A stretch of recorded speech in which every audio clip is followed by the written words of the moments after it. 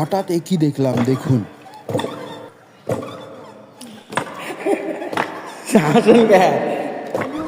আসসালামু আলাইকুম। ঠিকই স্বর্গে গেলেও ধান ভাঙে, এই কথাটি আমরা প্রচলিত সবসময় হরহামেশাই শুনে থাকি।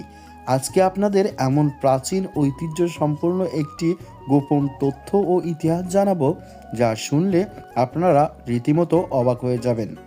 দয়া করে কেউ ভিডিওটি স্কিপ করবেন না, পুরো ভিডিও মনোযোগ দিয়ে দেখুন, তাহলে গ্রাম বাংলার একটি প্রাচীন ইতিহাস সম্পর্কে গোপন একটি তথ্য জানতে পারবেন।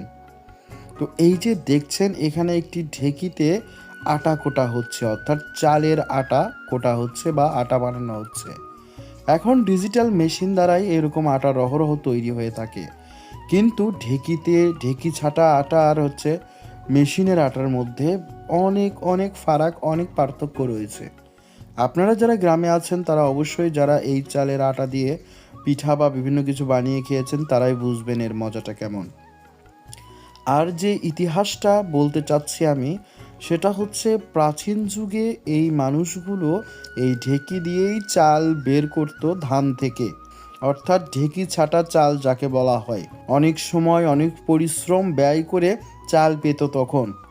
এখন তো মোটামুটি 1 মণ ধান চাল বের করতে প্রায় 5 থেকে 10 মিনিটের ভিতরেই হয়ে যায়।